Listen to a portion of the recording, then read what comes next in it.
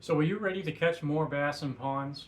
I want to be respectful of your time, so here's the too long didn't watch version. A quick run through of the key baits that I always use. So let me show you what I throw, and if you want more details, stick around. A frog. If you're around lily pads, laydowns, or thick vegetation, throw it right in that stuff and twitch it back. A walking bait. When you've got open water lanes between cover, bomb this out there and walk the dog all the way back. A jig. Same areas as a frog. Don't worry if your pond has a mucky or a slimy bottom. I'll show you how to make it work later on in the video. A spinnerbait. Excels on inclement weather days. Wind, rain, overcast, either will work. Having all three elements is the best. Don't just chuck and wind it though. Add some rod twitches and reel speed changes. A chatterbait. Great in the same weather as a spinnerbait, but this one still catches fish even when the water's calm. I'll also reveal the budget version I've been using that's been lights out this year. A crankbait. Fan cast this in open water, around weed edges, along banks, even through some sparse lily pads. Alright, that's the quick rundown of some of the proven pond baits that I use all the time. But stick around because I'm about to break down exactly how and where I fish each one, plus a few more baits that I haven't shown you yet. Let's say this is the back end of a pond that you intend to fish. Most of the shallow side up top has scattered lily pads and some wood cover as well. There's grass all over the bottom of this pond, making the bottom contact baits nearly impossible to use. This is what a lot of ponds look like in the summer, so this will be my example for this video. So for the frog, I'll tie this on a 7.2 heavy fast or a 7.3 extra heavy fast rod on straight braid anywhere from 50 to 60 pound test. I'm throwing this at any and all visible shallow water cover. And if this full-size frog is either not getting bites or the fish are just swiping at it, I will always downsize to the Jackal Kaera, which is small enough to be used on your favorite jig rod. Now for walking baits. This is the Megabass Giant Dog X. Cast this out over all of the grass in the 1 to 5 foot zone, and near any of the laydowns and even in between the lily pads. It's also an amazing bait to parallel the bank with.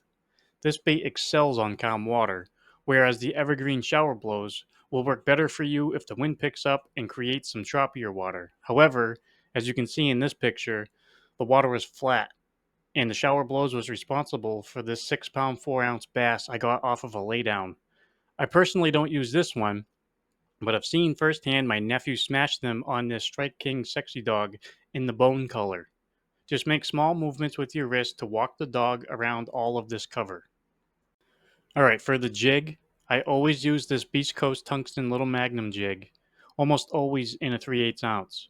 The fall rate is just perfect for the 1 to 5 foot zone, and since there is grass and mud all over the place on the bottom, and maybe even in your case some slime, you may be leaving your jigs at home for a pond like this. If you are, you're missing out big time.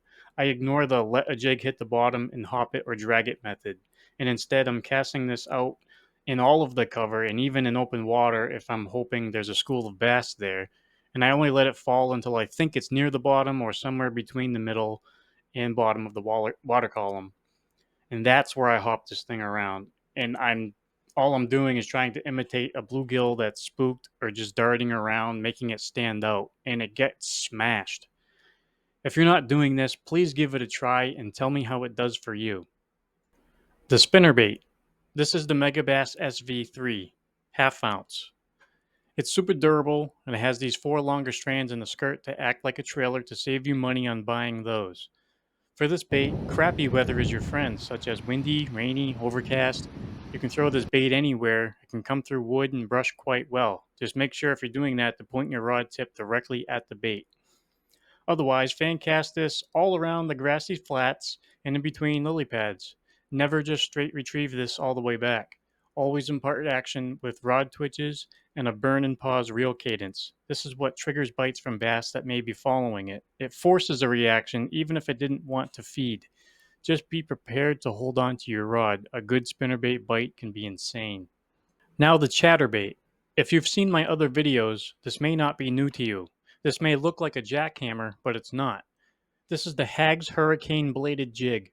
It has a longer shank hook than the jackhammer, the same trailer keeper system, and I've just been playing catching them with this thing, and it's like $6 on Tackle Warehouse. Now, everything I said about the spinnerbait applies to the chatterbait. The only exception is I wouldn't trust it around laydowns with a mess of branches. I tend to get hung up on those a lot. The crankbait.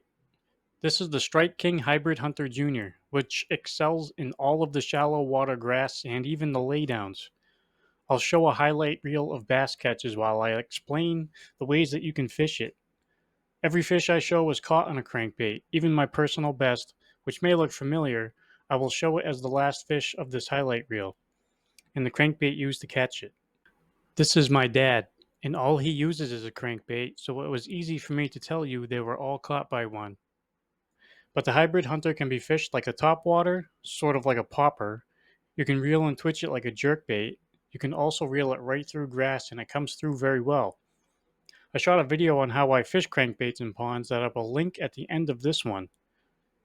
Here's my personal best 7-pounder, caught on the 13 fishing jabberjaw. It was the only fish I caught that day, which was fine with me. Alright, let's end this video the same way we started, with a few more baits and how I use them. The fluke. Twitch it weightless around cover, the same spots you would throw a frog. The whopper plopper. Cast it across open water between weed beds with a steady retrieve. Don't be afraid of the 130 size, even the small bass eat it. The Texas rig. Pitch this into anything. Brush, weeds, holes in the pads. It's just like a jig. Paddle tail swim baits. Throw a 3.5 or a 4-inch version anywhere you'd use a crankbait.